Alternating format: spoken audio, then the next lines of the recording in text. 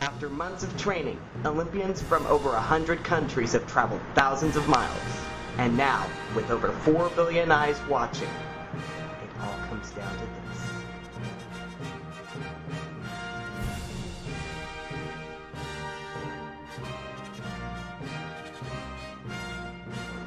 Hello and welcome to the Game Show vlog. It is Saturday, July 28th. I'm your host, Corey Evan, and for the next 16 days, we're going to be doing official gold medal updates, starting with this one. First day, and while China struck gold already, and with Italy beating the US archery boys by just a point, and everyone else in terms of style, our host town of London's going to have to break out the medal detectors. They're not yet on the medal count, but then again, neither is Michael Phelps. London's surrounds otherwise were alive with diverse sports for the first time. Boxing and table tennis at the Excel Center, and beach volleyball on Horse Guards Parade. Tennis at Wimbledon, of course. Dressage in Greenwich, and gymnastics at the O2. Rowing at Eton Dorney, and archery on Lord's Rich Outfield. Yes, this year's Olympics quite literally boast a smorgasbord of games, with plenty of ways for the world's finest Olympians to shake up that leaderboard. We'll keep you posted the whole show. Don't you worry. China's already doing well, then. But can you believe the Italians beating out our boys? Must be eating all that spaghetti sauce. Right. And at least they're dressing well. Well, then again, so are our boys and girls. But next time, make your uniforms at home, please. Not the Chinese. Right. We need to support our own teams here at home, where we need work. We need something to do, you know? Anyway, moving on to regular game show news that ties into the Olympics, just so you know. And while we're on the note of Olympic-sized challenges, Sci-Fi is going to roll out a new competition series this fall in which Hollywood production designers go head-to-head in order to create an original and signature movie set that transports the viewer into an immersive world. It's called Hot Set. Look for the newcomer, Sci-Fi, Tuesday, September 18th. They'll have a special 90-minute premiere at 9/8 Central. And the folks at Dancing with the Stars have been whacking their brains trying to top their 2011 season, having stolen Judy Moody's friend Jaleel White for a spell. What, you didn't like Jaleel? He officially sucked. Yeah, you're just jealous because he's hosting a show. Did he do that? Right. But at least the folks at Dancing with the Stars have a winning lineup, they think, for the 2012 season. Get this, we've got Gilles Marini, Pamela Anderson, Kelly Monaco, Sean Johnson, Melissa Rycroft, Joey Fatone. Hey, wait a minute! Joey, what are you doing over at Dancing with the Stars when you're supposed to be announcing on Family Feud? This is weird. I know. It's always a pre-recorded announcement. It's the same thing. And now, here's the star of our show. Give it up for Steve Harvey! Steve needs a new announcer. I volunteer. You better practice your serious voice for that one. Ladies and gentlemen, Steve Harvey! Okay, maybe you've got the job. Anyway, we've also got Helio Castroneves, Drew Lachey, Bristow Palin.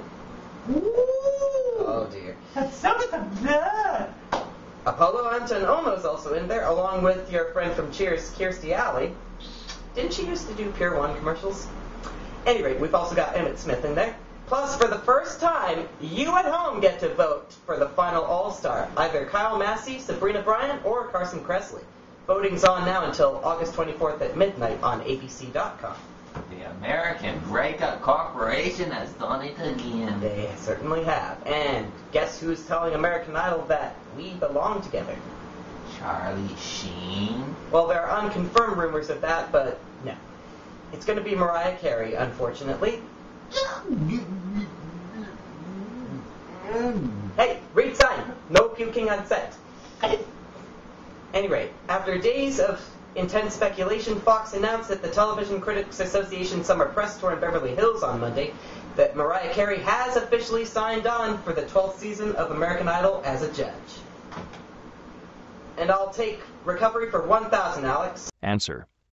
This internet video logger received a letter this week from Jeopardy host Alex Trebek, confirming his return to the show this fall. It's Corey Evan.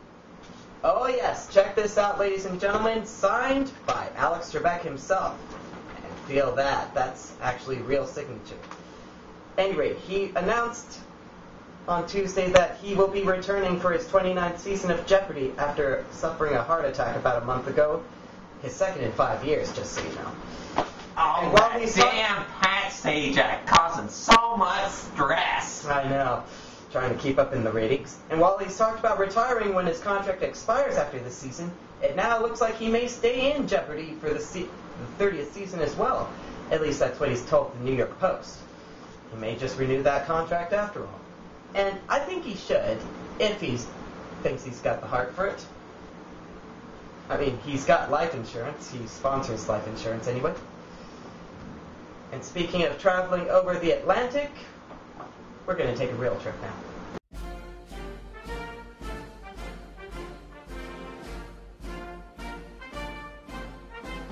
Mitt, buddy, you gotta watch what you say in public, okay?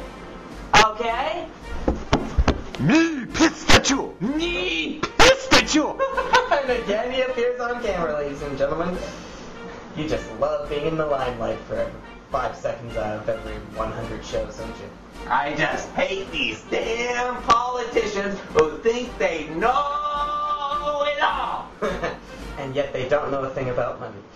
Any rate, yeah, we don't need any more international incidents while our boys and girls are trying to move us up on the medal count board. We need our boys to be number 1 on the gold medal count. Beat out China. Any rate, Mr. Romney is credited with rescuing the 2002 Winter Games in Salt Lake, but now he's appeared to question London's readiness to host a successful Olympics in an interview with American TV. How dare he! Right. And the BBC's Zoe Conway has a report from Washington. Check it out. Tonight, a foreign policy debut turns into an international incident. Mitt Romney criticizes the Olympics. Mitt Romney had wanted to grab the headlines, but not like this. In London, what's being called Mitt Romney's golden gaffe. His visit to London was meant to be a chance to prove his foreign policy credentials, to show the American people that he's ready to be commander-in-chief. But he became blunderer-in-chief when in an interview he was asked whether London was ready to host the Olympic Games. You know, it's hard to know just how well it will turn out. There are a few things that were disconcerting. The stories about the private security firm not having enough people, the supposed strike of the immigration and customs officials, that obviously is not something which is encouraging. That was a reference to the problems that Olympic organisers had finding enough security guards and to a planned strike by immigration officials. British Prime Minister David Cameron was reported to be irritated by the remarks. But when the two met in Downing Street, there was no sign that a diplomatic incident had taken place. Mitt Romney called the Games fabulous, and to the pack of reporters outside, he made sure to sound supportive. I'm very delighted with the prospects of a highly successful Olympic Games. What I've seen shows imagination and forethought and a lot of organization, and expect the Games to be highly successful. His comments were not enough to impress London's Mayor Boris Johnson. Perhaps Mitt Romney did London a favour. For weeks the British have been accused of moaning about the Olympics, but there was no sign of whining in the crowd here. Mitt Romney's comments provided a very powerful rallying cry. Zoe Conway, BBC News, Washington. Man, sometimes that guy can shoot acid, can't he? Mitt, when will you keep your mouth shut? I know, sometimes he can have a mouthful. But then again, I'm guilty of saying a few weird things. I have trouble phrasing things, that's why I have to write everything down in front of me. But I'm trying here, folks. I'm giving it my all, so please, hold all comments for the comments section after the show, okay? Sir, just got a call. What's that? Hebrew Nationals paid for a wiener to stick in Mitt Romney's mouth. Yeah. Shut. I don't think I like the way you phrased that. Oh man, that's just little wrong. sewing, the zipping of the mouth, little clove, Yeah. little relish and mustard. Ooh. Stop. Oh man, we're gonna get a lot of comments on this one and a lot of complaints as well. Well, good. You can send all complaints to Facebook and Twitter. Our pages are wide open, and I'm looking forward to reading every single one of them. And and I hope to see you next time. Till then, I'm Corey Evans saying cheerio.